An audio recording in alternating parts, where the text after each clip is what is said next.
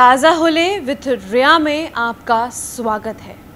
आज हम आपको मीना मेहता की कहानी सुनाएंगे। मीना मेहता सूरत की रहने वाली हैं और इन्होंने जो भी काम किया है, जो काम कर रही हैं, वो काबिले तारीफ़ है। साथ ही साथ कई लोग इन्हें भगवान से भी ज़्यादा पूछते हैं आखिर ऐसा क्या हुआ और इन्होंने क्या कुछ किया है, आपको बताते हैं। सबसे पहले तो आपको हम होलसेल में बताएं तो सैनिटरी पैड्स ये फ्री में दिया करती हैं और झुग्गी झोपड़ियों में जाकर महिलाओं और बच्चियों को शिक्षित करती हैं और साथ ही साथ सारी डिटेल्स बताती हैं, हाइजीन कैसे मेंटेन करना है, ये सब कुछ बताती हैं। इनका कहना है कि अब ये मेरी ज़िंदगी बन चुकी है, अंतिम सांस तक मैं ये नेक काम करती रहूँगी।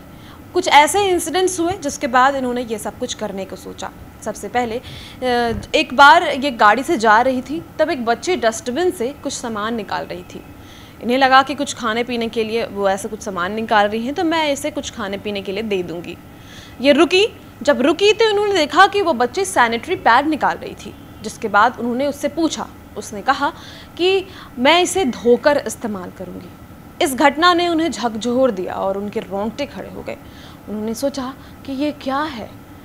फिर उसी वक्त उन्हें एक और घटना के बारे में पता चला, वो ये कि एक गांव में एक बच्ची की मृत्यु हो गई क्योंकि उसने सैनिटरी पैड यूज़ नहीं किया था। आपको बताते हैं, सैनिटरी पैड नहीं यूज़ करने की वजह से लोग अक्सर कपड़े का इस्तेमाल करते हैं और बहुत सारी ऐसे चीज़ों का इस्तेमाल करते हैं जो कि काफ़ी इन्फेक्शियस हो सकता है और बहुत ही हानिकारक हो सकता है। वो बच्ची कपड़े यूज़ किया करती थी अपने जो भी उसके पीरियड्स के टाइम होते थे उस वक्त।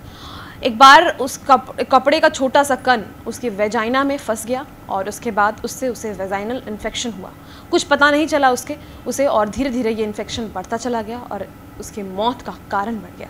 ये सभी चीज़ें मीना मेहता के रूह को एकदम झकझोर दिया था, जिसके बाद मीना मेहता ने सोचा कि अब इसी में मुझे आगे बढ़ना है। 25 साल की उम्र से ही वो समाज सेवा किया करती थी, लेकिन इस चीज़ को ऑप्ट करना बिल्कुल ही डिफरेंट था क्योंकि ये चीज़ें आसानी से नहीं कर सकते। बहुत सोच बदलने की ज़रूरत होती है, बहुत इन्फ्लुएंस करने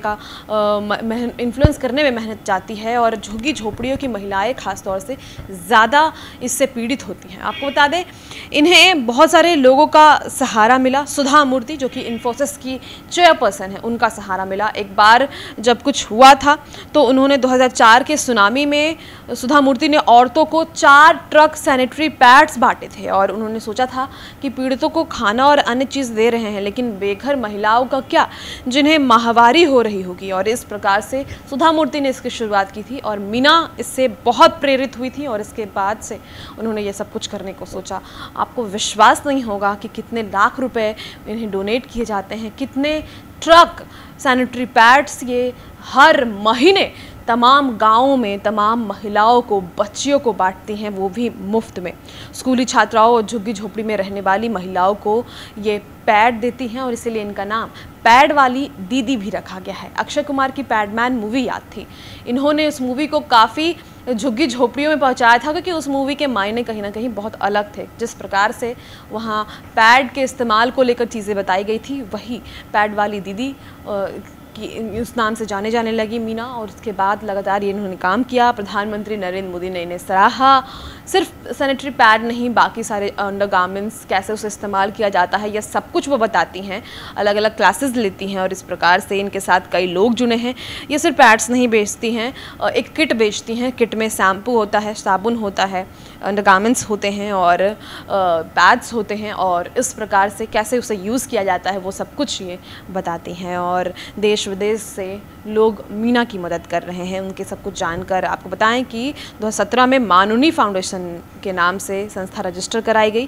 प्रचार प्रसार के लिए सोशल मीडिया की मदद ली गई। इसके बाद इनका दायरा बढ़ गया और दुनिया भर से इन्हें फंडिंग आने लगी। HDFC बैंक की तरफ से 9 लाख रुपए मिले, सुधा मूर्ति की तरफ से 2 लाख रुपए मिले हैं। फिल्म पैडमैन के दौरान अक्षय कुमार ने भी मीना को 2 लाख रुपए दिए थे और इस प्रकार से ये लगातार ये चीज़ें करती हैं। साथ ही साथ गरीबों को अस्पतालों में मुफ्त भोजन भी बांटती हैं। तो ये थी मीना मेहता की कहानी, काफ़ी इंस्पिरेशनल। और ऐसी कहानी सुनकर काफ़ी अच्छा भी लगता है कि ऐसी कई महिलाएं हमारे आसपास हैं जो महिलाओं के दर्द को समझती हैं। कई पुरुष उनके साथ काम करते हैं और ऐसी चीज़ें अच्छी लगती हैं। फिलहाल आज की इस कहानी में इतना ही। बहुत बहुत धन्यवाद।